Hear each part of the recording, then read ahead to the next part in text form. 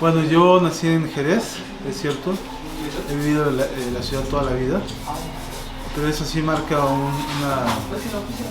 una cuestión educativa con respecto a la apreciación de las artes y con respecto a la educación visual. Es decir, hay lugares que te van a marcar, y esos lugares que te van a marcar bien definen en el imaginario de un niño que es importante, es decir, la literatura, el juego, el deporte, la artesanía, la música. Los michoacanos son muy músicos. Y en mi caso, de la familia paterna que viene que es jerezana, que es zacatecana, y mi padre, todos pintaban en las tías, eran docentes normalistas, casi todas y todos, y todos tenían una actividad de pintura, de dibujo, pero era una cuestión de ocio cultural, es decir, que en lugar de bordar o en lugar de ver, no sé, la radio, tocar o la televisión en algunos momentos de la historia, ellos lo que hacen es pintar. Es un modo de recreo familiar. Vamos a pintar o vamos a dibujar. Y es curioso porque Zacatecas, todo el estado, son dibujantes, pintores, poetas, fotógrafos, pero sobre todo las tres primeras, ¿no? Son dibujantes, pintores. Y la gente se dedica a dibujar. El que vende verdura, ¿no? Ustedes estarán en Zacatecas Centro, y entonces está la tienda de verduras. Y entonces en las paredes aparecen retratos de manera empírica del vendedor de verduras, porque tiene esa necesidad de expresión. Entonces en mi familia sucedía lo mismo. Mi padre, mi abuelo militar, mi abuela peluquera, dibujaban y pintaban. Y los tíos de Fresnillo y de Jerez también pintaban, dibujaban. Entonces hacían los retratos de las familias para no gastar, supongo, en la fotografía. Bien, por ahí viene, ¿no? O sea, mucho de lo que ves en tu familia, en mi caso, a muy temprana edad, yo lo que veía eran cuadros. Yo lo que veía a temprana edad era como mis abuelos y mi padre y mis tías pintaban. Y de parte de la familia materna, que es michoacana, mi abuelo era talabartero. Entonces, talabartero violinista michoacano. Entonces tampoco tenía mucho para dónde irme, ¿no? Es toda una tradición. Sí, pues un contexto lleno de cultura y arte. Sí. Y por ejemplo, ¿cómo fue el traslado de Zacatecas a la Ciudad de México cuando usted empieza sus estudios en la UNAM, en la NAP, y posteriormente? Sí, yo llego aquí a los 5 años de edad, llego muy chico. Okay. La idea de que 4 o 5 primos seamos zacatecanos de nacimiento y de acta es un capricho del abuelo. Es estos tipos románticos que siguen creyendo en el rancho, en la tierra, pero lo cual, sin que nos demos cuenta nosotros, marcan. No es lo mismo ir en un colegio particular en la Ciudad de México, uno de los primeros colegios más importantes de esta ciudad y una de las primeras plataformas de educación activa, y que te pregunten qué hiciste en tus vacaciones. Saqué las chivas, ordeñé, monté a caballo. Esas eran mis vacaciones en el rancho. Y los niños de la ciudad no tienen estas vacaciones. Entonces eso marca tu imaginario, y al final tu simbología o tu iconografía que vas a utilizar en tu vida tiene que ver justo con tu niñez. Mi niñez es el rancho, Jerez, Zacatecas, Torreón, donde están mis abuelos, y la ciudad, pero la ciudad era Tlalpan. Y entonces Tlalpan, imagínenselo, hace 40 años. Era más pueblito que ahora, ¿no? Sí. Entonces en realidad yo nunca fui un niño de ciudad, tal cual. Sí, Y bueno, yo llego a temprana edad, me instalo, pero sigo siendo un niño de rancho, ¿no? Y como veíamos nosotros a la familia dibujar, pues todos los niños era una cuestión básica, dibujar. Es decir, todos dibujamos y todos pintamos. Todos intentamos tocar un piano de la abuela. Unos sí lo hicieron, yo no lo pude hacer. Yo me dediqué más a pintar y dibujar. Y desde niño mi padre era normalista de artes plásticas, activista estudiantil en el 68, arqueólogo, y después se hizo historiador y después se hizo psicólogo, ¿no? De formación académica. Pero sí daba clases de artes plásticas como normalista. Pertenecía a la sección de enseñanzas artísticas del INBA y entonces los mandaban a cursos. Entonces él me llevaba a algunos cursos que iba. Y en esos cursos me tocó ir al TGP, al legendario TGP. El TGP es el taller de gráfica popular, que son los 40, finales de los 30, 40, 50 y los 60 con todo el movimiento social estudiantil. El TGP es el que mete las gráficas en los movimientos. Pertenecen al movimiento estudiantista, pertenecen al movimiento y partido comunista, viajaban a la URSS, platicaban y hacían cosas con Eisenstein, ¿no? Y todo el cine expresionista. Y nosotros nos educamos con nuestros padres del 68. Entonces veíamos cine ruso, algunos fuimos a Rusia, a la URSS, y así, ¿no? Veíamos danza, teatro, pintura, conciertos, música. Entonces, nuestra formación de mi familia, de tengo un primo cineasta, con Arieles y todo, le tocó la misma. Es decir, íbamos a la ópera, íbamos al teatro, a la Ópera Bellas Artes, ¿no? Y en algún momento, pues, algún viaje en Europa, pues, por ahí se cruzó. Entonces todo eso lo que fue haciendo es perfilar mi inquietud y mi gusto hacia las artes. Entonces decido estudiar o tomar talleres. No había talleres gratuitos, todos los talleres antes de los 90, todos los talleres eran privados.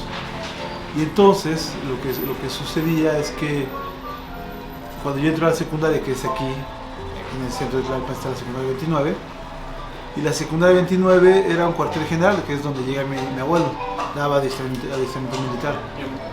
Ahora la 29 se convierte, después fue Casa Moneda, se convierte en escuela secundaria, y ahí tomé artes plásticas.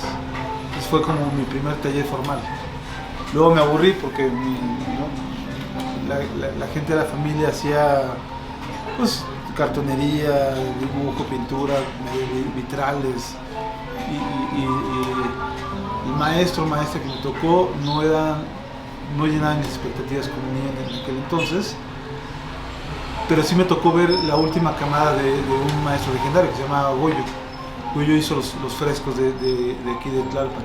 Entonces es emblemático ese personaje, ¿no? Que era el maestro pintor de artes plásticas de la secundaria, pero que muchos de esos alumnos fueron arquitectos, dibujantes, pintores o maestros de artes. Y entonces después voy al CCH, ¿no? Vengo de un colegio particular, después voy a la 29, escuela pública, al CCH, y de CCH me toca un arquitecto que nos daba clase de artes. Se llamaba Educación Artística y algo así, no me acuerdo cómo se llamaba. Total que me salí porque no llenaba tampoco mis expectativas, y acabé haciendo mi materia, la pasé en famosos exámenes. Exámenes extraordinarios. Ajá. Y ahí anduve, ¿no? Hasta que de pronto con un grupo de chavos que les gustaba la literatura, el teatro y otro que les gustaba la pintura, caímos en Tepoztlán y conocimos a Roger von Gunther. Y Roger von Gunther es uno de los pintores claves de la generación de ruptura, junto con Felgueres, Corsas, Coronel, ¿quién más nos falta de ese movimiento? Importantes, India Carrillo, en fin, ¿no? Me toca el maestro, estaba en Tepoztlán, ahí pintaba, y entonces nos cobijaba y decía, bueno, si les gusta tanto, entonces leía nuestras historias personales, pues ahora hay que ir a la escuela, que tal la Academia de Artes. Y fue el que nos corrió a la escuela. Ya con una actitud profesional. Ya con una cuestión, una actitud de conciencia, de formación, ¿no? Ese es ya profesional. Así que eso se da, creo que después de la escuela, pero de formación es entrar a una escuela de arte. Bien, no puede ser un sistema abierto, pero tienes que ser muy disciplinado en ir taller tras taller tras taller, que es lo que hacemos ahora los artistas, que es actualizarnos en varios talleres, pero para mí fue clave la Escuela de Artes, la ENAP, la famosa ENAP, que era la Academia San Carlos. Todavía me tocó a mí ir a la Academia San Carlos en un programa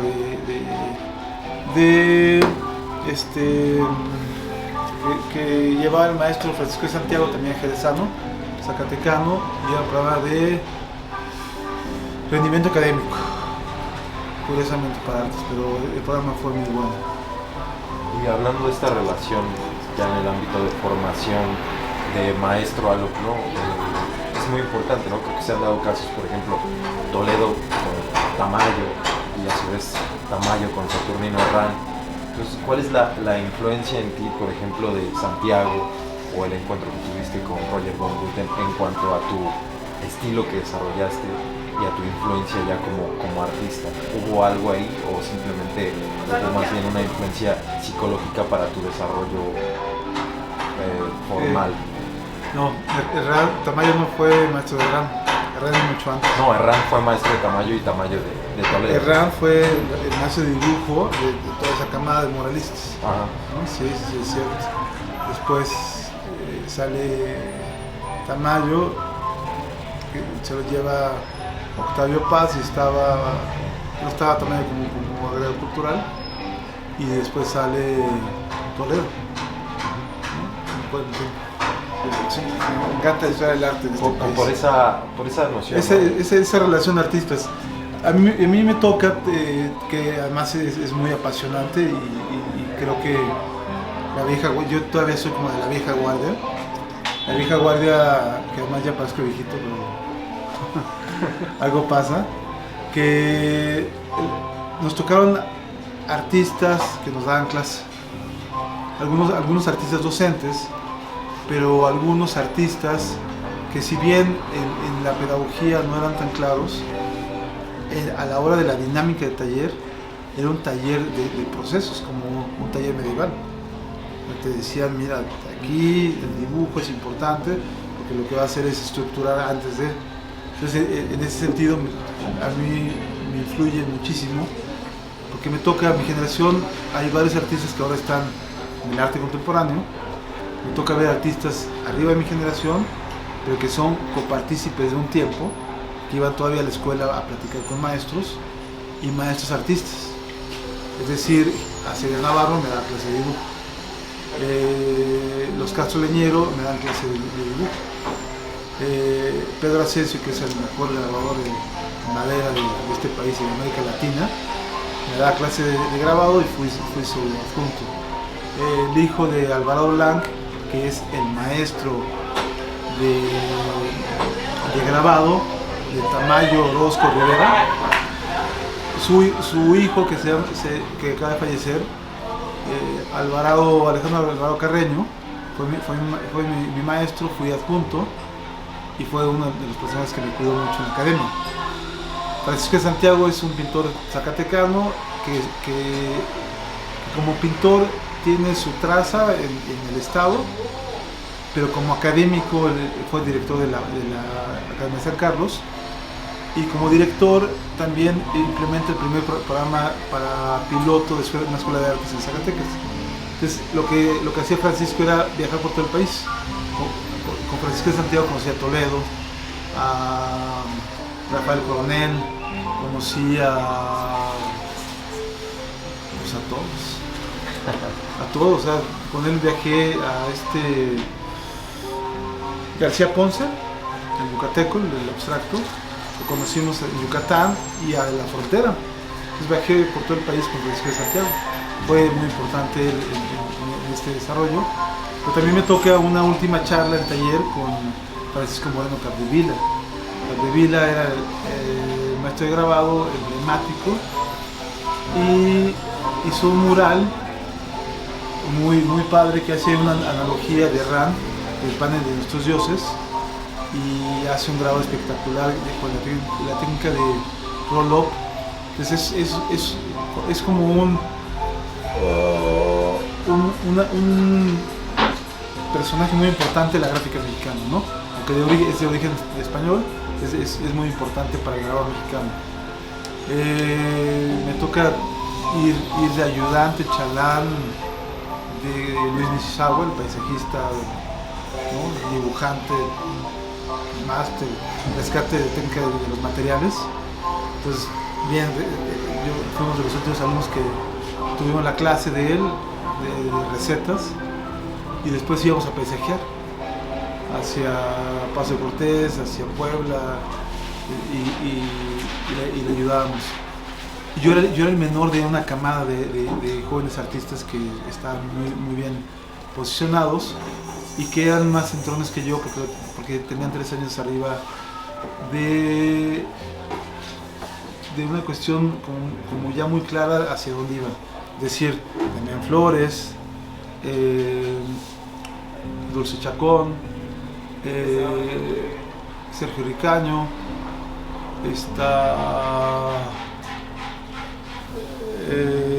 Alejandro Sarmiento es menor, Gustavo Artiga, Los Semefos, Daniela Edburg, todo increíble, Jorge Obregón, el mejor paisajista de este país, Rafael Ruiz, que es el director de la Ceiba Gráfica. Entonces todos estos personajes, aparte que se hicieron artistas, muchos de ellos pusieron proyectos independientes, es decir, como talleres de extensión formativa o la llamada educación continua. En algún momento nos toca ir con el maestro Casanova con su primer proyecto que se llama La Colmena, el primer proyecto activo de jóvenes dentro de una escuela de artes.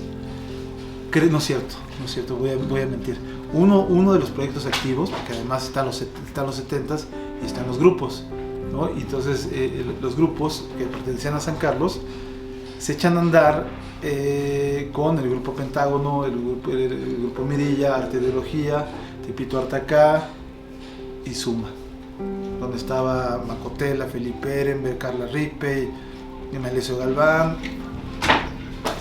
Es otro momento que son los 70s, que es el halconazo. Entonces, pero además también algo que nos toca a nosotros es una conciencia social, histórica y una postura política. Aunque en nuestra generación no creímos en la política como eje principal de nuestra obra, después unos nos regresamos a la parte de opinión sobre cuestiones sociales, generando una política, ¿no? una postura. Pero bueno, eso sucede, ¿no? Mientras estaban saliendo unos del performance y estaban regresando una onda de performance, instalación, arte objeto, pero de pronto no era como tan claro como los conceptualistas ahora, pero sí había estos personajes. Nuestra generación estaba creyendo más en el rescate de los oficios, y en ese rescate de los oficios nos toca ver el taller de los sábados con Gabriel Orozco, con Ana Morales, con Cruz Villegas, Demián Ortega, Dr. Lacra. Entonces, como estudiantes, imagínate nada más como, ¿no? Nosotros éramos estudiantes de primer año y segundo. Entonces, meternos a las charlas donde estaba Gabriel Orozco y estaban planeando irse a Nueva York, pues nosotros nos cimbró. Y al mismo tiempo nos daba clase Patricia Soriano,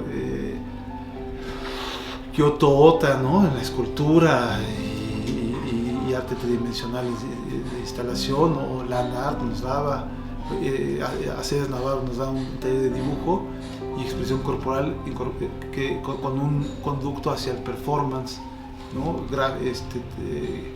Gráfico corporal, una cosa así, pero increíble, ¿eh? Porque eran artistas que si bien te lo nombraban, lo veías en el taller. Nos tocó ver un mural de Nishizawa, nos tocó ver una exposición, la producción de una exposición del maestro Aceves Navarro en la FAD. Wow. Yo estaba en San Carlos, entonces tomaba casi todas mis materias en San Carlos. El fin de semana corría a la ENAP de Xochimilco y algunas clases me iba a la ENAP. Entonces estaba así, o sea, de 7 de la mañana a 10, 11 de la noche estaba todo el día en la escuela. Entonces tenía una beca que Francisco de Santiago, si bien se acerca a proporcionar una beca. Mi entrada a la escuela es una epopeya a la resistencia de la mala educación artística en este país. Vamos a ver, mi mala experiencia con la primaria, la secundaria. Cuando entro a la escuela digo, wow, aquí es donde tengo que estar. Pero no es cierto. Ahí es donde uno tiene que estar, y antes de eso tenemos el derecho de tener clases, ¿no?, magistrales de educación artística, formación, música, teatro, danza. Lo que en algunas familias se preocupan, que mi familia se preocupó por eso, y no era clase alta, era clase media, pero de origen zacatecano. Entonces tenía como una cuestión ahí que nosotros escuchamos música de M. Ponce y leemos poesía de López Velarde, y eso marca, ¿ves?, de dónde vienes. Los oaxaqueños tienen también, ¿no?, un ADN particular, o los veracruzanos. O sea, Oaxaca son tipos súper cultos porque tienen grandes fotógrafos, grandes pintores, una gran gastronomía, en fin. Los michoacanos, músicos increíbles, artesanos, de la mano de Alfredo Salce, ¿no? Ahorita está el maestro Artemio Rodríguez, que es una eminencia. Guadalajara, Orozco, Juan Soriano, doctor Atl. Entonces hay estados, o sea, el país es muy rico en general, pero hay estados que dices, wow. Entonces a mí me toca un estado donde está nacer, ¿no? Y crecer, pues aquí. Pero además me toca crecer en Tlalpan, donde también hay muchos artistas. Entonces no había maneras, pues, más bien que afortunada que tenía las maneras y los modos y los contextos. Yo no venía de la familia de apellido, ni de conexión con, ni vínculo, sino con educación, y eso ayuda. Y al final me toca ver artistas produciendo. En la Academia San Carlos estaba Hermilo Castañeda, que era un maestro de arte, era médico, maestro de artes, anatomista, y era la mejor clase que había de anatomía artística. Nos llevaba a diseccionar cadáveres como a manera de Vesalius y los renacentistas, y dibujamos. Después lo pasamos a grabado en metal, como si fuera un Durero o un Rembrandt, de esa concepción de academia antigua. Hermilo falleció, el maestro, el taller se cerró. Entonces hacías desde el modelado muscular, óseo, hasta el dibujo y el grabado. Y así estaba Torres Michúa, que fue uno de los críticos importantes después de esta Teresa del Conde. Entonces nos tocan personajes tanto teóricos como prácticos. En mi caso, los prácticos, yo era más de taller, aunque la teoría nunca fue, se desliga, o a lo mejor te quieres por necesidad de estar dibujando todo el tiempo, o evitar una mancha. Pero no es cierto, ¿no? O sea, lo que te va a dar es un marco teórico, un marco histórico. Entonces sí vas a poder arrancar y tener un respeto hacia el material y un conocimiento de lo importante que es la gráfica en este país. Y así, ¿no? Nos tocó ver artistas por todas partes en la Academia de San Carlos, y después nos tocaron charlas con Felipe Ehrenberg, que nos dio un par de cursos. Felipe Ehrenberg es súper importante porque es el motor de los grupos. Si estaba Ijar en la parte, con su grupo Arte e Ideología, en la parte conceptual, Felipe Ehrenberg era la parte motora de la acción plástica en espacio público, y hacía en Londres, ¿se acuerdan que se llevó su mimeógrafo? Entonces para ellos no había límites de una prensa. Si no, un mimeógrafo, igual no lo conocen, pero lo tienen que buscar. Es maravilloso, me tocó eso. Era una cosa como de caja de registradora. Entonces había un rodillo con tinta. Entonces se llamaba calca, le decían calca. Era un acetato que marcabas en la máquina de escribir. Entonces en la máquina de escribir dibujabas y hacías cosas. Entonces Felipe Ehrenberg con esta Betsy Pecanins hicieron los primeros libros de artista. El primer libro de artista en México lo hace Felipe Ehrenberg, que después regresa con nosotros y empieza a echar a andar talleres de libro de artista, después de la experiencia que hizo en Londres. Y lo hicimos con mimeógrafo, fue lo mejor, ¿no? Entonces ya cuando llegamos a la prensa y al linóleo, al degradado, decíamos, no, pues ya, ¿verdad? Si con un acetato haces maravillas, pues con una prensa y color y más tintas, desde luego. Pero eso nos tocó, charlas con Macotela, charlas con Carla Ripe, en algún momento con Francisco en Santiago me toca ir a Zacatecas, me toca un encuentro con Felgueres, y me toca un encuentro emblemático con Rafael Coronel cuando estaba pintando Los Magos. Entonces eso marca. O sea, no es lo mismo que vayas a una escuela de arte o lo que sea, que de pronto sea el maestro de toda la vida, o un maestro que te lleve a viajar por todas partes y que te meta a un taller donde hay un artista que pertenece a la historia del arte de este país. Munich Sauret, Betsabe Romero, la vimos haciendo, ¿no?, estas impresiones de llantas sobre arenas. ¡Wow! O sea, sí, nos impresionaba nuestros maestros por la capacidad que tenían para crear y la capacidad que tenían para hacer una reflexión colectiva entre ¿no?, el contexto, es decir, más artistas. Me gustaría, bueno, viendo su obra, me vino a la mente un pintor mexicano que a mí me gusta mucho. Entonces quisiera soltar dos palabras y que tú me des la opinión o perspectiva que tienes de estas palabras. La primera palabra es un artista, un pintor mexicano, Julio Ruelas. Tu opinión sobre Julio Ruelas, sobre todo como impresionista que fue, respecto a obras como La Crítica y sus retratos que hacía Julio Ruelas. Sí, Julio Ruelas es de los primeros grabadores, pintores, grabadores, artistas gráficos que trabajan desde una perspectiva mucho más suelta. Es decir, si atrás tiempo estaba la escuela de pintura mexicana, o se prefería la escuela de pintura mexicana, o el nacionalismo con Herrán, o con se fue, pero bueno, Herrán es como la parte importante, y estaba G. como su maestro, y estaba Abrés, y después se empieza a perfilar a los muralistas, pero lo que pasa con Julio Ruelas es que, dado su contexto y dado a dónde se va a estudiar, que es París, y la escuela modernista, a partir de la escuela modernista tiene una libertad de hacer una especie de realismo mágico. De hecho, en algún momento se peleaba mucho dónde meter a Julio Ruelas por su estilo. Es un gran retratista y la pintura es fabulosa, pero acuérdate que acaba siendo más grabador al último. Le ganó la línea, ¿no? O sea, el color es maravilloso, pero este país tiene dos ADNs importantes. Tiene muchos más, ¿no? Pero dos ADNs que para mí son importantes. Es decir, el muralismo, pintura de gran formato, que hasta los abstractos hicieron obra de gran formato, se pelearon con los muralistas, acuérdate, ¿no?, por el Salón Independiente, pero están los murales de Osaka en Zacatecas, ¿no?, unos murales increíbles, entonces Felgueres, por no meterlos y contaminarlos con el muralismo mexicano, los lleva para allá, pero finalmente es un mural abstracto ¿no? Increíble. Y entonces, bueno, ese y el grabado. Es decir, la primera prensa en América Latina o en la Nueva España, en España, en los reinados de España, está en México, que es la casa de la primera imprenta. La segunda imprenta está en Madrid. Pero primero la probaron aquí.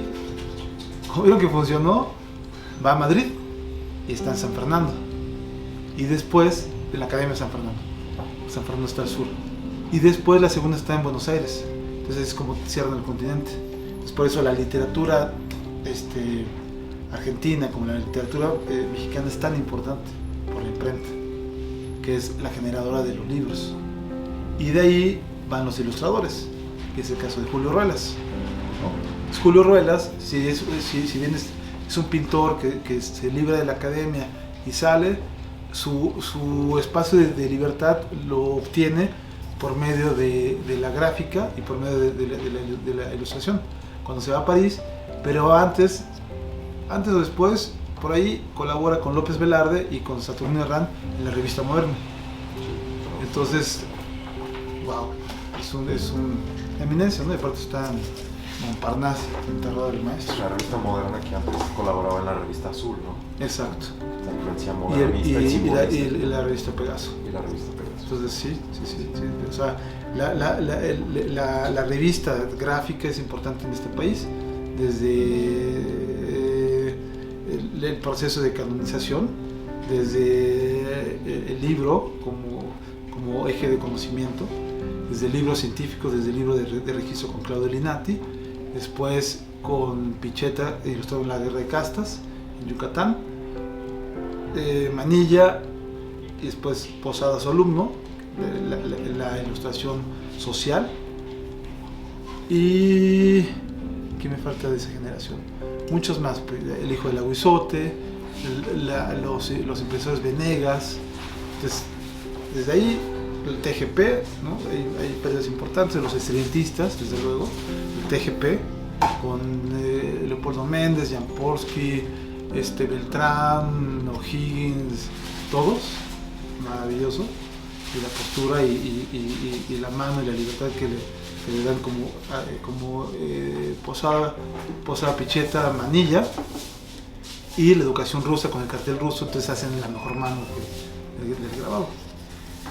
Sí, es importante la idea de impresión, desde las miniaturas en la Edad Media y toda esa tradición. En los diccionarios en el siglo XVIII pues, se daban mucho, no tanto las palabras, darles un contenido con palabras, sino precisamente a través de impresiones, a través de ejemplos, pues, dar la idea de lo que significaban las palabras. Creo que Lo que pasa es que la imagen lo que tiene es que va a ser el eje en el cual se va a traducir, ¿no? Es decir, cómo vas a explicarle a toda una región que habla náhuatl el castellano por medio de la imagen. De la imagen es poderosísimo, ¿no? O sea, las imágenes en los movimientos sociales y en toda manera, desde la mano de Lascaux en Francia, es el primer registro que tenemos, ¿no? La imagen. Entonces ya viene la escritura o viene los pictogramas, ¿ves? Pero la imagen es poderosa. Y bueno, la otra palabra que iba a definir, precisamente hablando de que estuvo en París, Ruelas, y obviamente ahí el lino grabado, ¿no? Con Picasso, con Matisse, etc., pues estuvo muy en auge también en Europa. Entonces, para ti, ¿cuál es tu opinión o tu relación con esta técnica de grabado, con el lino grabado? Mi relación con la técnica de grabado en linóleo pues es mucho, porque al final fue el vehículo con el cual yo pude, una, comunicarme, dos, generar un taller de enseñanza artística gratuita por el costo mínimo que eso implica, que eso es un alterno de un suelo de piso. Entonces, y es el material con el cual el TGP de los 40 hasta los 60 hace una revolución. Y entonces ahí hay mucho respeto al material. Si bien antes pintaba, si bien empecé a dibujar, hice mucha silografía, hice mucho grabado de metal, obtuve premios en diferentes técnicas.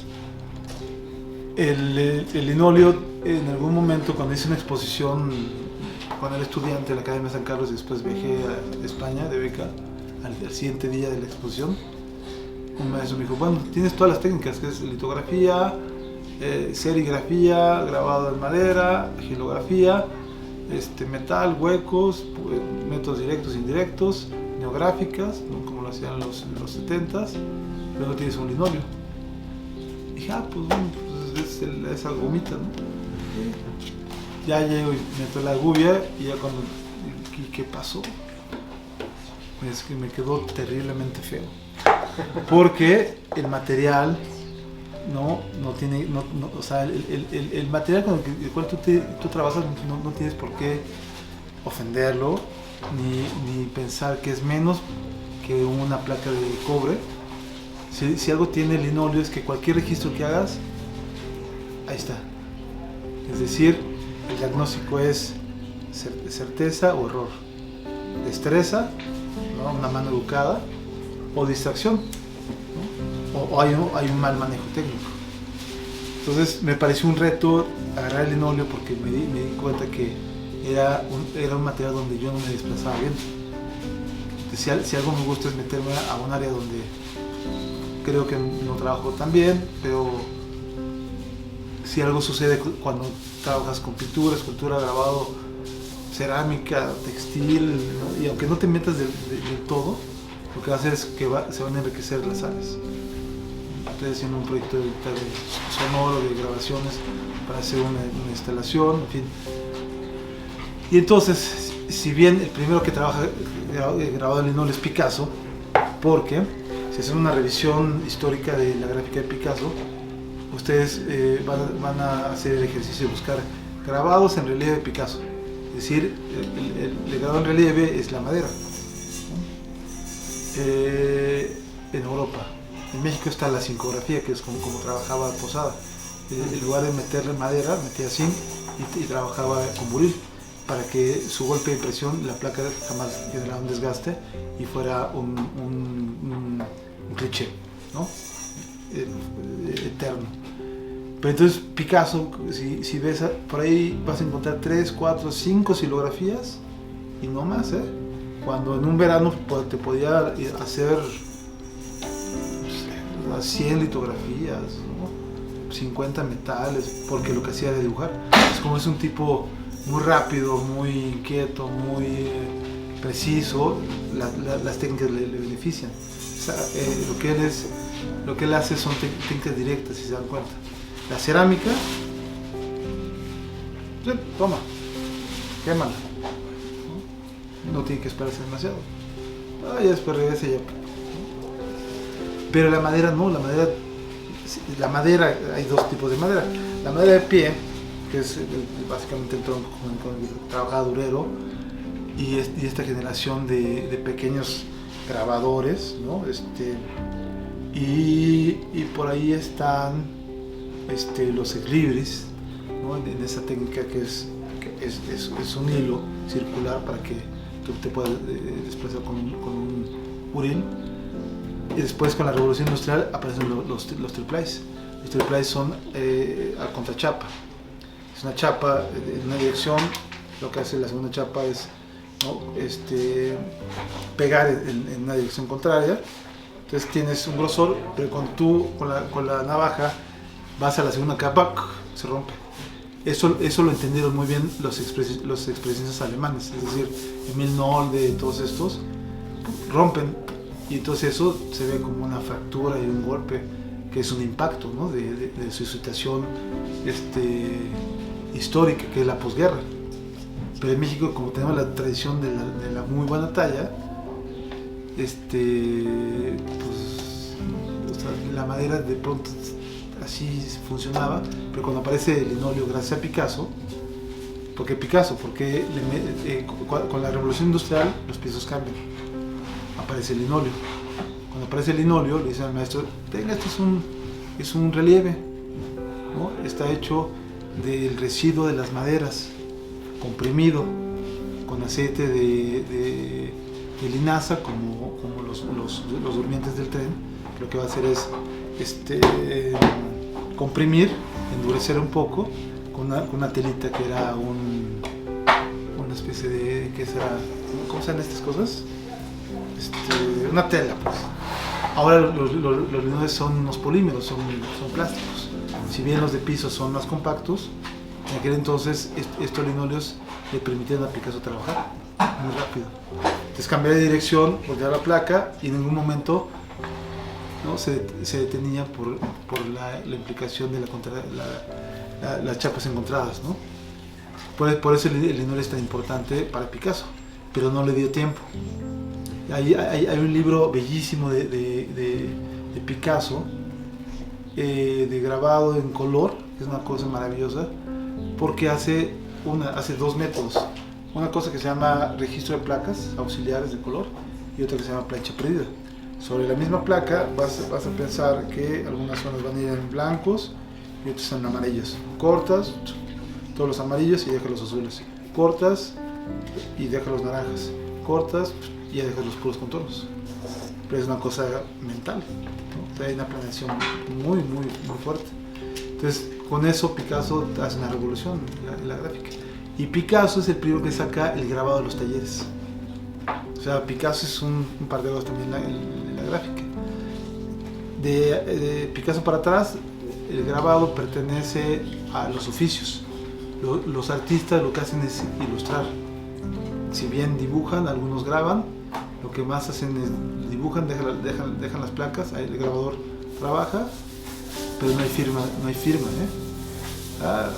Rembrandt, una revisión, no hay firmas, hay sellitos adentro de las placas, pero como firma y tiraje, que le llaman original múltiple, una de 100, una de 1000, el primero que lo hace es Picasso, porque así certifica que son 1000 originales, por lo cual tampoco es...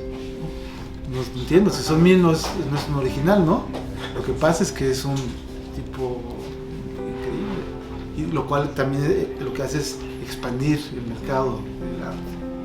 Entonces, bueno, bien, saca el grabado del taller. 2, firma un grabado y lo hace una pieza de autor. 3, mete el linóleo al mercado, ¿no? Perdón, a las técnicas, acompañado de las maderas. Hace rato nos contabas de la importancia del linóleo que formó tu taller, con el cual has podido, pues, contribuir fuertemente a la cultura de este país, ¿no? El taller, tengo entendido que se desarrolla en el año 2006, ¿es correcto? Algo así, sí, pero hace 15 años, no sé cuánto serás. Para los datos. Sí, 2005, 2006. 2005-2006. Cuando tú desarrollas este taller, ¿qué propósito tenías en mente?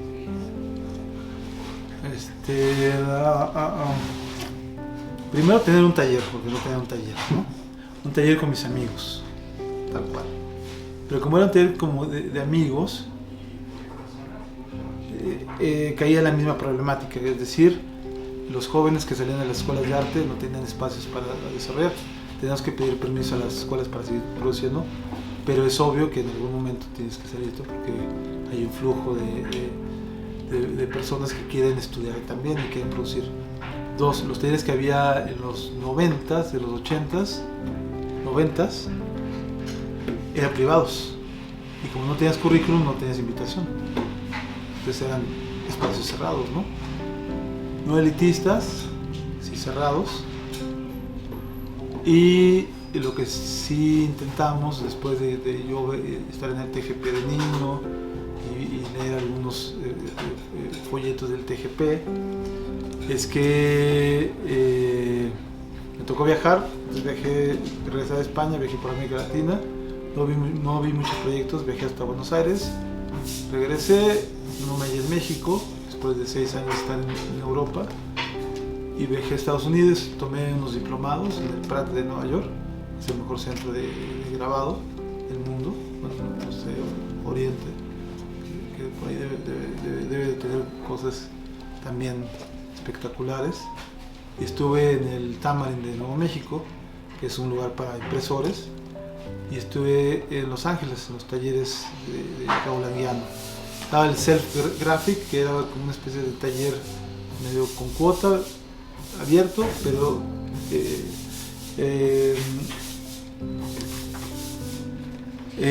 Lo que hacía el maestro es que Soriano es que tenía un espacio abierto comunitario para chicanos que se ha grabado, un espacio público, y dije, así es esto, es como todo, porque además Soriano es como de la última guardia del TGP. O sea, a mí me tocó verlo en Los Ángeles y ya dije, ahora sí ya sé qué voy a hacer en México, ¿no? Talleres comunitarios. Entonces empecé a hacer talleres comunitarios en comunidades zapatistas, en comunidades burráricas, hacia la Sierra Gorda de Querétaro, de Hidalgo, hasta que de pronto con los amigos dijimos, bueno, necesitamos un espacio. Después de dar tanto taller necesitamos un espacio donde estar. Pero sí un espacio como amigos, pero como amigos ya nos vemos mucho tiempo. Y nosotros venimos de una cuestión que se llama élite, no nos permiten entrar. Lo que tenemos que hacer es abrir un espacio. Pero si era mi casa, pues invitábamos a todos. En algún momento mi casa ya no fue suficiente, pensamos en un espacio, ¿no?, público. Entonces en ese momento nos asesoramos con gente que estaba haciendo los primeros ejercicios de gestión cultural, pero me tocó ir a Oaxaca también. Entonces con el maestro Francisco de Santiago vimos a Toledo con la Casa de Cultura de Juchitán, los primeros ejercicios que estaba haciendo de El Yago y de talleres, y dije, es así, ¿no? O sea, Toledo lo que está haciendo es agarrar espacios en el centro de Oaxaca, está haciendo vínculos con el gobierno, se cambia educación artística gratuita por el espacio físico. Y así empezamos. Y así empezamos con no tenemos tórculo, la presa ya fue la tercera presa que construí porque las presas antes eran carísimas y había un mito de que si tú hacías tu prensa no iba a servir porque todas las prensas tenían que ser inglesas. Y ahora ya todo el mundo hace prensas, afortunadamente. O sea, hay una multiplicidad, ¿no?, del ejercicio colectivo del taller de grabado. Y hicimos prensas, antes de hacer prensas, imprimimos con botellas, con cucharas, con lo que podíamos, pero hacíamos un ejercicio colectivo. Y ya abrir el espacio como un espacio gratuito, comunitario, pues sí fue y será una utopía en este país, ¿no? Un país tan rico en manifestación artística y en artistas y en colectivos, tiene 7 talleres gratuitos en todo el país. No, así no. O sea, hay centros, hay casas de cultura donde tienes que ir a pagar, no está mal, pero si tenemos el ejemplo del TGP, que los artistas y la comunidad se acercaban sin ningún costo, más que tráete una tinta, una estopa, un trapo. ¿Ves? Sí, se comprende. Y sobre todo, bueno, el taller, yo por ahí leyéndome me enteré que una de las personas que se relacionó con tu taller, una artista plástica llamada Triana, llegó a colaborar con Roger Waters cuando vino a México. Sí. Ella le pintó el cerdo, ¿no?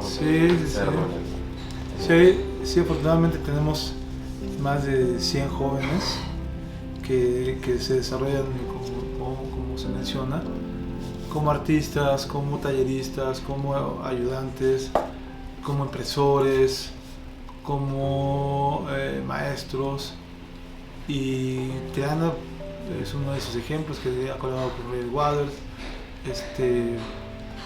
otros alumnos compañeros han estado en ferias importantes en Berlín, en Florencia.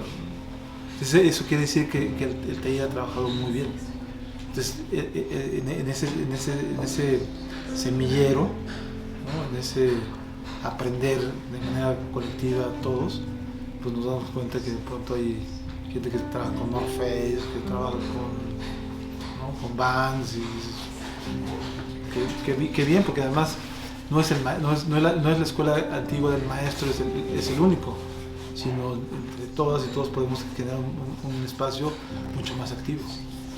Está excelente. Y bueno, hablando del taller, la imagen del rinoceronte, que se llama el taller, ¿Cuál es el futuro, hacia dónde va? Porque vemos, por ejemplo, que a veces el gobierno cambia, impone sus planes, ¿no? Y lo que veo, por ejemplo, en este caso es que se está haciendo el Museo de Tlalpan. Sí. Entonces, ¿cuál es el futuro del taller? Entonces, ¿se va a permitir este espacio? O había leído por ahí que propusieron la Casa Frisac, ¿no? Para que se llevara ahí. Sí, lo que pasa es que es un problema continuo, ¿no? O sea, las instituciones y los gobiernos no entienden la importancia de la educación. Una, la educación, la educación artística. Dos, se suma y las dos cosas van pegadas y son importantes. Y los gobiernos lo que hacen son pan y circo, ¿no? Es decir, en la manifestación artística, si bien hay conciertos en espacios públicos como las plazas, que no está mal, que eso se tiene que sumar a la serie de actividades de formación, ¿no? de integral y de formación de públicos y de experiencias estéticas. Los talleres formativos comunitarios que no existen en este país, por más que quieran poner mil cosas llamadas de mil maneras, no existen. Todavía no existen, ¿no? Existieron con Alejandro Aura. Alejandro Aura puso el primer faro. Pero Alejandro Aura era Alejandro Aura, ¿no? Puso un grupo de talleristas artistas. Atención, es muy diferente. La réplica de los talleres o espacios de formación comunitaria no es fácil, ¿no? Es una labor donde ahora nosotros entendemos como taller que tenemos que trabajar, porque además ha sido un transitar muy orgánico, donde hemos aprendido a ser talleristas, hemos aprendido a ser, ¿no?, colegas de taller, hemos aprendido a fortalecer un espacio, a defenderlo, hemos aprendido a situarlo como un espacio de vocación, ¿no?, hacia la formación, orientación vocacional de niños jóvenes, pero entender la vocación de un espacio no es fácil. Entonces, esa es una chamba que de pronto gobiernos que quieren intentar en una administración, ¿no?, cubrir según las necesidades que no las entienden porque no las caminan, porque no viven las necesidades, y entonces al no conocer no entienden el diagnóstico de la comunidad. El diagnóstico de la comunidad es muy fácil. Vete a la comunidad con los que están haciendo ejercicios comunitarios básicos por 1, 2 años o más años, y esos colectivos los fortaleces, no los quitas. Ha sido un error priista, panista, priista otra vez, perredista. Esperemos que con ¿no? Esperemos, ¿no? Yo además sí lo puedo decir, yo voté por estos gobiernos de Morena y he votado por lo que se llama izquierda mexicana. Votamos mi familia y yo toda la vida, ¿no? Porque mi familia sí fue activista en los movimientos sociales estudiantiles, porque mi familia sí caminó con la vieja guardia de políticos que sí creían, ¿no? ¿Quién quiere ser político en este momento? O sea, ¿qué quiere ser de grande? ¿Político? No, yo quiero ser astronauta, quiero ser artista, quiero ser creativo. ¿Político? Qué fuerte, ¿no? Mejor hagamos políticas culturales y desde la gestión y desde el patrimonio cultural arreglamos, ¿no? Y fortalecemos, porque no arreglamos, fortalecemos. Este país tiene un patrimonio increíble, entonces no quitas un taller, ¿no?, al lado de un espacio. Lo que haces es que si tienes un taller de 15 años como es y vas a poner un museo de historia, Museo Felgueres, Zacatecas, tiene su museo y su taller. Museo Ceniceros en Durango tiene su museo y su taller. Museo Emilia Ortiz, Nayarit, tiene su museo y su taller. Museo Yago, Oaxaca, tiene su museo, biblioteca y talleres. No talleres. pero, ¿no? Egos, poder, avaricia, desconocimiento. O sea, yo soy de formación artista visual, pero hemos hecho libros, escribimos para hacer gestión y proyectos culturales. ¿Cómo lo haces? Pues con la gente que está en el área de gestión, con la gente que está en editoriales, con la gente que está en sociólogos, historiadores, curadores. Hacemos un equipo y aprendemos y no nos la queremos, ¿no? Hacemos un equipo. Entonces para el siguiente proyecto vienen gestores, artistas, curadores, sociólogos y psicólogos y feministas y activistas, ¿ves? Y así crecen los espacios.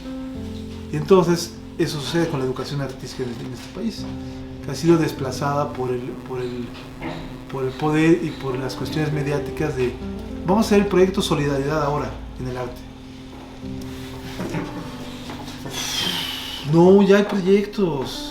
En este país lo que tiene son proyectos comprobados históricamente, hechos por artistas, por la misma comunidad. H2O, Felipe Erem en los 80, proyectos comunitarios haciendo murales comunitarios por todo el país y gráfica comunitaria con más de 20 creadores. Revísalo, hombre, ¿no? O sea, échale una leída a la historia de este país y te vas a dar cuenta de toda la actividad que se ha hecho. Entonces, una columna, vamos a poner el proyecto columna. No, hombre, no, o sea, fortalece lo que ya tienes y ya mete el proyecto columna junto con los proyectos comunitarios, haces que haya un seguimiento del proceso. Entonces no estás esperando un proyecto que tiene 4 años, que el primer año no opera porque está esperando recursos, el segundo año opera, el tercer año medio opera, el cuarto año se fueron y ya no hay recursos. Entonces en 4 años pasó esto, vienen 4 años más. Primer año no hay recurso, es decir que tienes 2 años muertos de cultura y educación comunitaria. Y el último año pasa esto y entonces una cadena de 2 años muertos, un pico y 2 años muertos otra vez. No. Y entonces ni modo, o sea, tenemos que acercarnos a la cámara de un grupo de artistas que ya nos cansamos, junto con el maestro Gabriel Macutela, a la Cámara de Senadores con Susana Harp, que bien es artista, y entonces empezar a escribir las leyes de fomento cultural de este país, porque no vamos a permitir que políticos chatos, ¿no? Hablen de cultura y arte cuando desconocen totalmente. Bueno, esa es la otra vena política que tengo, que si bien me apasiona, pero... Lila Downs, ¿no? También. Sí, o sea, está la educación, hago proyectos comunitarios, está la obra, está la parte académica, hago arte para artistas, para Lila hice el arte de un disco, ahorita parece que vamos a hacer, ojalá que sí, y ando con proyectos de otros artistas y músicos. Hice unas cosas para Molotov, hice por ahí unas cosas para Café Tacuba, etiquetas y visuales, y con doctor Alderete Gallonegro por ahí colaboré. Me gusta la colaboración con otras áreas porque me nutro también. Además soy músico de corazón, o sea, soy melómano. Yo hubiera sido un buen músico, pero pues... Bueno, ahora voy a hacer música, pero voy a hacer música en un estudio. Voy a juntar unos norteños para que toquen. Y entonces en la sala con estos norteños vamos a poner acá unos sonoros. Y después con unos cantos cardanches. Sí, los cantos cardanches son del desierto. Son como los blueses campesinos del norte del país. Entonces son 3 voces. Media, alta y de marrano. Son 3 voces que en el desierto, ¿no? Entonces son como unos mantras. Entonces ya vi la exposición, ¿no? O sea, creo que la parte contemporánea en el arte, por ejemplo en la gráfica, que yo también rompí un poco con la tradición de este país, pero que además el esqueleto sigue siendo grabado tradicional. Después ya hay, ¿no? una serie de recursos o andamiajes que lo convierten en piezas únicas. La música también puede ser una gráfica expandida, ¿no? O la costura o el textil, ¿no? ¿Ves? ¿Qué más? No, la pregunta ya sería más personal respecto a tu obra. Cuando tú estás creando, ¿qué es lo que intentas o buscas impactar en el observador como artista? Porque veo que usas elementos como una especie de bestiarios, ¿no? Lo zoológico, animales, los retratos que tienen una representación muy enraizada a las raíces mexicanas, a la historia de este país, y todos estos elementos que metes, ¿qué es lo que buscas? Bueno, primero, ¿ya la última pregunta? No, casi, bueno. Ya casi. Está bien, les felicito, porque luego hay preguntas que dices, no, hombre, ¿no? O sea, perdón, voy a hacer. Hay una pregunta que es un tópico, ¿y qué sientes, no? Depende, pues, si voy al baño, de manera distinta, si voy a correr de manera distinta, o ¿cuál es la otra pregunta tópico? Inspiración. Sí. ¿Y qué te inspira? Uno me permeo de mucha información y esa base de datos es una historia de vida, ¿no? Y en este momento uno puede decir, es que me inspiro con el surrealismo de... Ponte a leer, ¿no? Desde la historia del arte hasta el arte de tecnología, nuevos medios, social, políticamente, o sea, yo no puedo por acá decirles nada si no me pongo a leer sobre política y políticas culturales, aunque sea artista visual, ¿no? Entonces, bueno, en ese sentido, ¿no? Voy a responder la pregunta. Lo que pasa con mi trabajo, hay varias etapas, ¿no? Primero empieza el grabado en relieve, como una parte ya seria de testimonio, exposición. Pues en una exposición de lucha libre, donde se iba a hacer el mural de la Arena México, pero hubo una mala gestión, entonces nos robaron el proyecto o algo así. No lo robaron como tal, más bien yo creo que el mismo proyecto con un costo más barato, la gente de la Arena a lo mejor no piensa que en el futuro que el nombre puede impactar mayor, no sé, pero me hubiera gustado mucho. A eso voy, ¿no? Hacer el mural que hicimos, pero ahora vamos a hacer un mural de 15 por 20 y tantos metros en linóleo. Así, una cosa, la Cámara de Senadores, ¿no? Entonces va a estar de impacto histórico. Y eso busco, ¿no? O sea, si bien mi obra no es una cuestión temática o una cuestión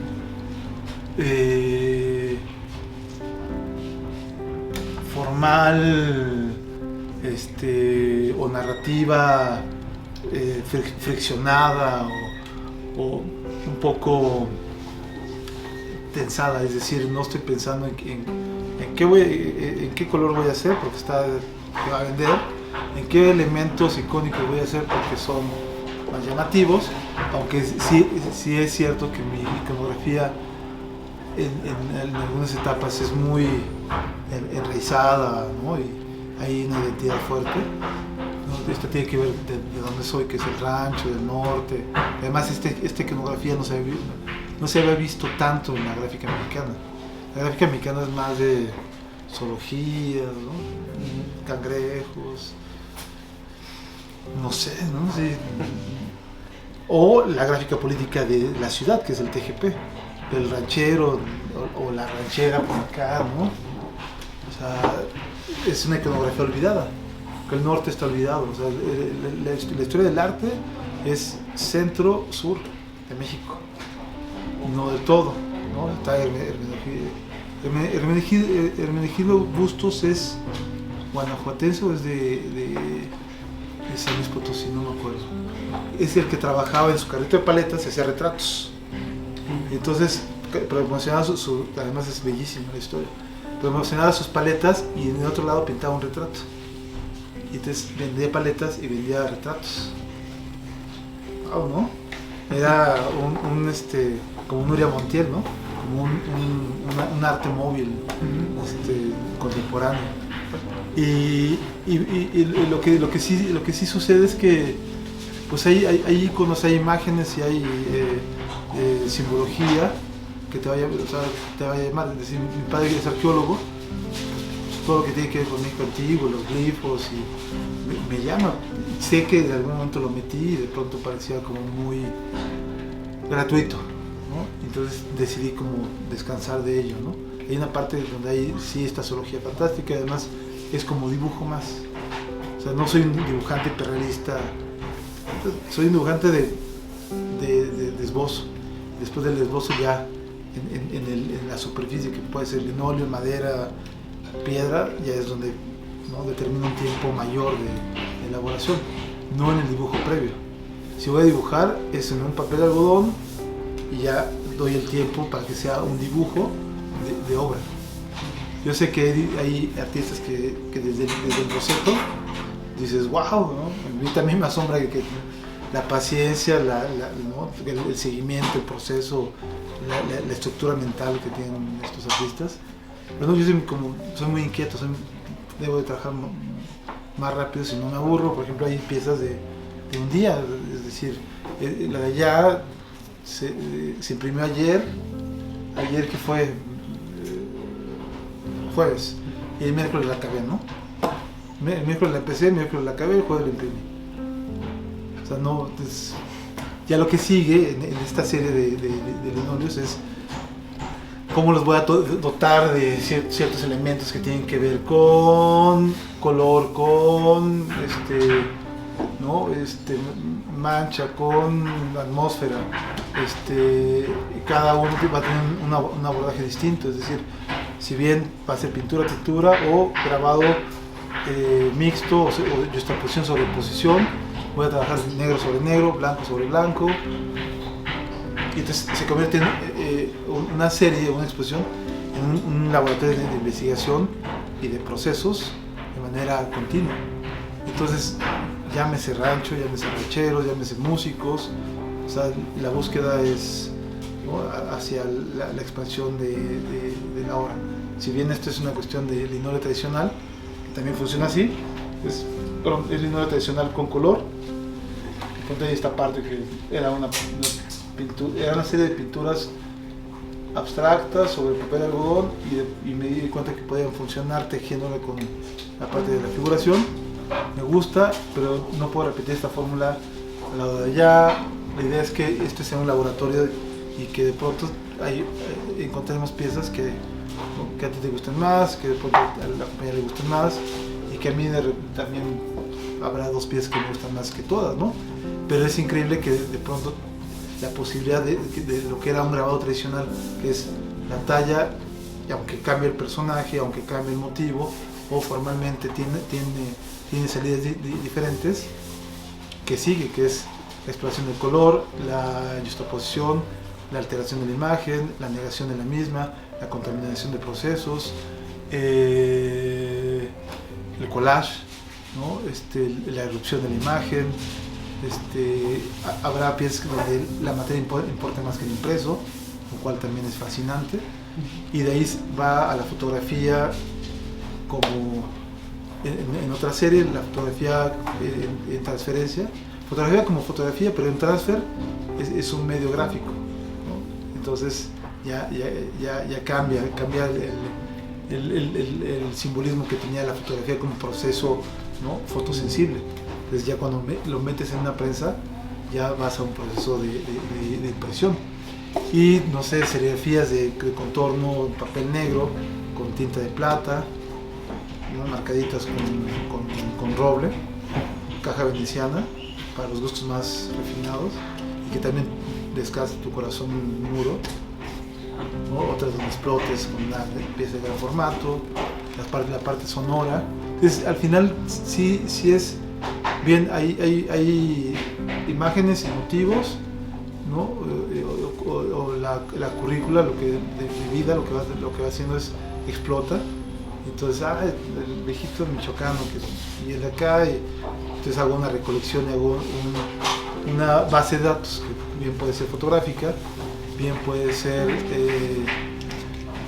que ya no lo hago, pero sí se vale, que es una cuestión de abordaje de otras imágenes y que hay que nombrar que tiene la imagen en la cual tú estás haciendo un retrabajo, que es una apropiación, perdón.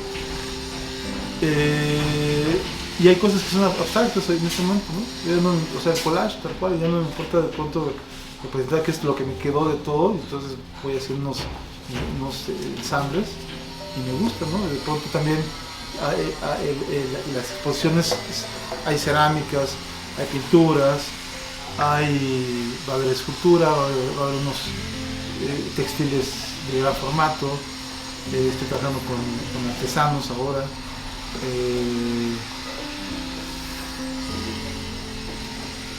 Hay unas piezas que son unos músicos de 2 metros con unos códigos QR y estamos haciendo la animación en 3 pasos para que con los móviles puedas esto y el desarrollo en el estudio del arte sonoro pueda sonar, ¿no? Con el móvil. Entonces, por ahí, pero además es muy divertido, ¿no? O sea, hasta dónde tu creatividad puede tensar y puede llegar. Grabado tradicional, ya casi 90 años, de hecho, 80 y tantos años de ser grabado tradicional. ¿No? Está bien, porque además es una escuela mexicana. Pero de ahí, la línea, yo lo que le hice una Morales, un Cruz Villegas y un Gabriel Orozco que me encantan.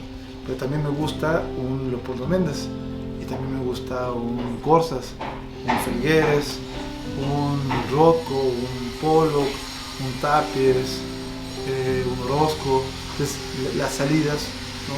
son infinitas, y creo que estos tiempos te posibilitan justo eso, a tener muchas salidas y que tu obra no sea grabado tradicional, blanco y negro, 70x50, enmarcado en negro con moldura cuadrada, a la misma altura todos. Pues no está mal, es parte de... Pues si de pronto puede ser un muro de instalación y otro muro enmarcado, ¿no? Lo que hace es que el espectador se vuelve más activo. Hablas de una cuestión de lecturas dinámicas en las salas y participativas, que se acercan, se alejan, pues depende del tipo de sala y el acomodo museográfico va a hacer que el espectador se mueva, y eso es más interesante. Para mí es más interesante, ¿no? Ver si lo que planeé atrás de la pieza y el montaje resulta. Perfecto. Y ya para concluir, el maestro, usted hace rato comentó que es una mente inquieta, ¿no? Un proceso con un dinamismo constante. En cuanto a lo visual, en cuanto a la representación visual, ¿ha considerado el mundo, por ejemplo, de la fotografía, del video, como representaciones visuales que usted ejerza? Sí, hago mucha foto. De hecho, esta serie de rancheros iba para una exposición de fotografía que tiene que ir al centro de la imagen con el maestro Valtierra, y entonces, pero la impresión es carísima. Como la quieras, es carísima. Entonces ya hacer sobre la fotografía, intervenir, necesito, ¿no? Patrocinadores para que con toda libertad una fotografía de 5,000 pesos o 10,000 no me duele, entonces pueda, y que además sean 50 fotografías, ¿ves? Eso está... No, sí, la fotografía y el video y la animación, todo lo que podamos hacer, ¿no? La multimedia, hago cosas de videomapping también para conciertos, me gusta, entonces me meto en la programación, y además voy aprendiendo, ¿ves? O sea, si bien la computadora, ¿no? No es un medio peleado con el artista visual ahora, ¿eh? O sea, como de pronto puedo tener la compu, la quito, y entonces lo que voy a hacer es agarrar mi cuadernito de apuntes y ya me pongo a dibujar, ¿no? Y además es curioso porque la gente te ve dibujar y dice, ay, mira, ¿no? Entonces es como un ejercicio arqueológico, ¿no? Así como, ay, mira, encontramos un dibujante, así como un hallazgo, porque ya todo el mundo está en las tablas, entonces ya nadie se detiene, ¿no? De repente pues traer un libro, ¿no? Entonces digo que salgo ahorita de viaje, son 3 días, agarré mi libro de Duchamp, ¿no? Que es un tabicote así, entonces voy a la mitad, entonces voy avanzando, porque es Duchamp. Sí. Pues muchas gracias. No, hombre, ¿de qué? Estamos. La verdad que sirvió esta plática para almorzar y mucho éxito en todo lo que emprenda. Perfecto. Muchísimas gracias. No hay que.